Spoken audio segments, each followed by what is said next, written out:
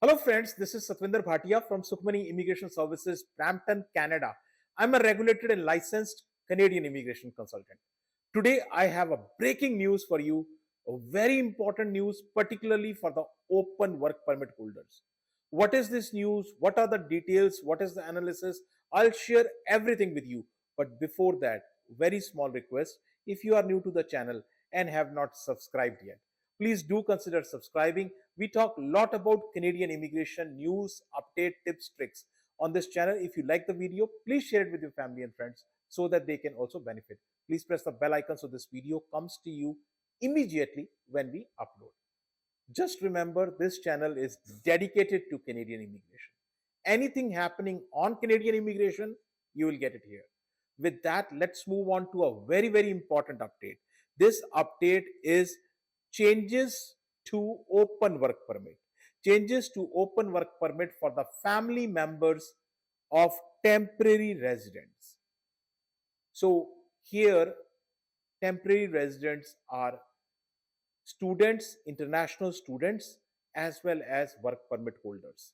So if somebody has taken LMIA and they are on closed work permit, then if their spouses are here, this is update is for them. So before I tell you this update, let us see what happened in the policy. So if you understand what happened in the policy, otherwise you feel you are cheated. But actually it is not cheated. This is the policy. So let's look at the policy first. So the policy was before 2023, before January 2023, the policy was that only tier 0, 1, 2, and 3. I am repeating tier 0, 1, 2, and 3. So before that, sometimes we call them as a knock B.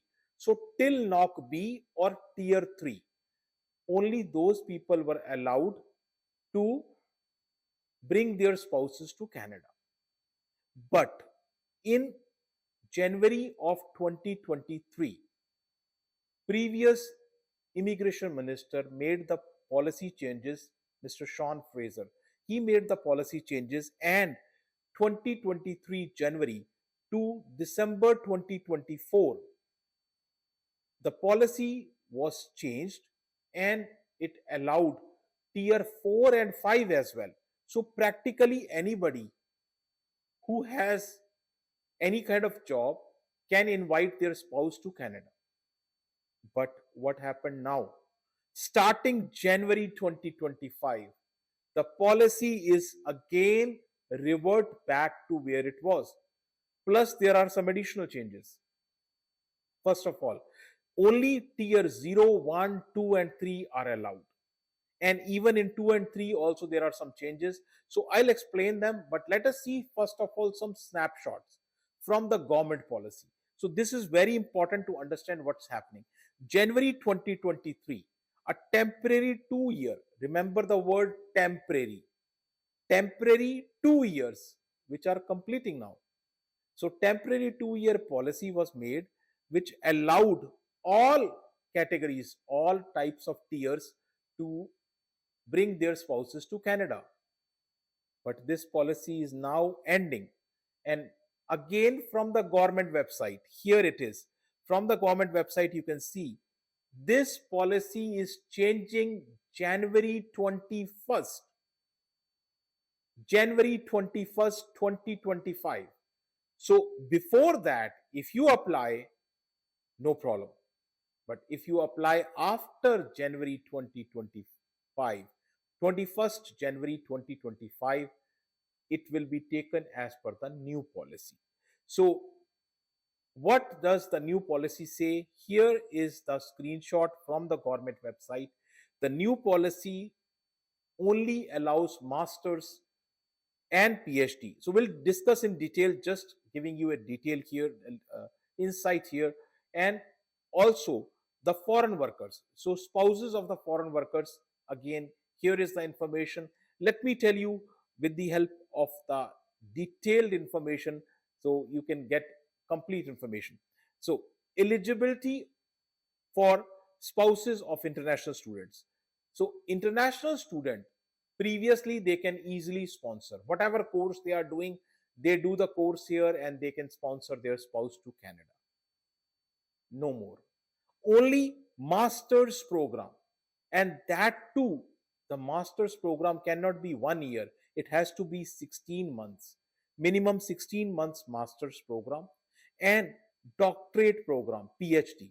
So either a master's program, which has to be minimum 16 months, or PhD, or they can enroll in any kind of professional degree like law or dentistry or something like that. So these are the options if spouses of international students want to come to Canada. That's about the international students. Now let's look at the workers. So spouses of foreign workers, they have to be, the spouses need to work in tier 0 and 1. Now tier 0 and 1 are usually managerial jobs. Remember the word, they are managerial jobs. So either they have to be in the managerial jobs or tier 2 and 3. Tier 2 and 3 are again supervisor level jobs or manager level jobs, or they are a skilled category of jobs. So they have to be in the skill shortage. A normal tier 3 job, you can't call your spouse to Canada. Maybe say, for example, you are a retail sales supervisor. Can you call your spouse to Canada? The answer is probably no, because that is not linked to the labor shortage and that is not in government priority. So even if it is tier 3, you won't be able to call your spouse to Canada. So that is a major update.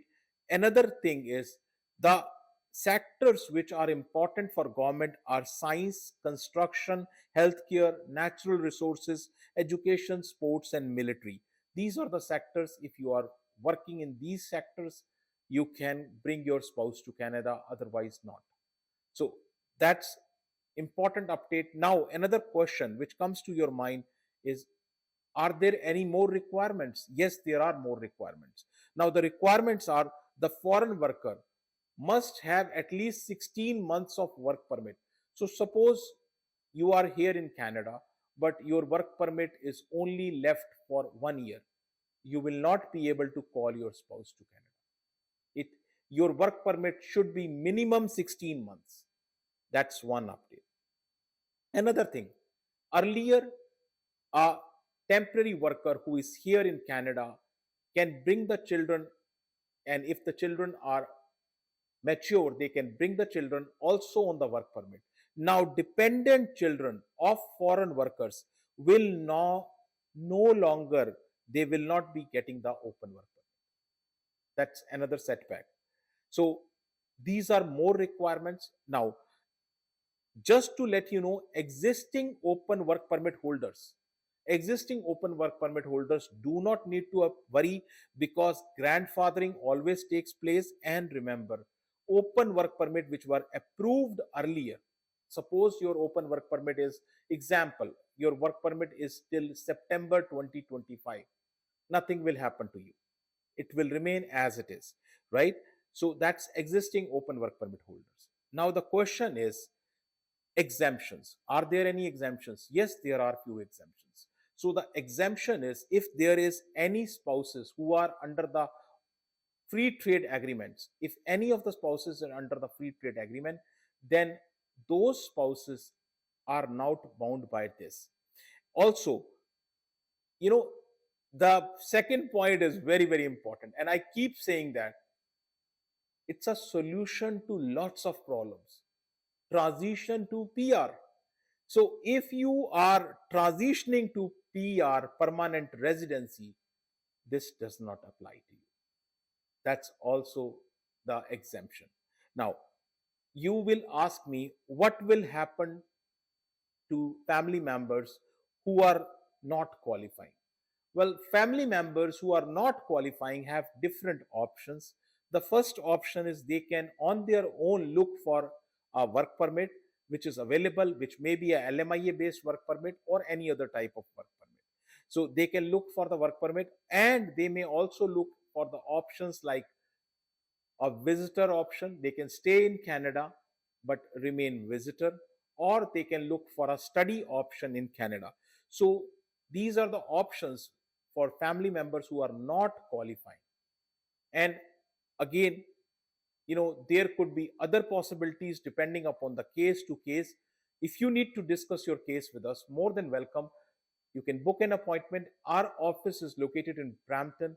Address, email ID, phone number, everything is shared right here with you.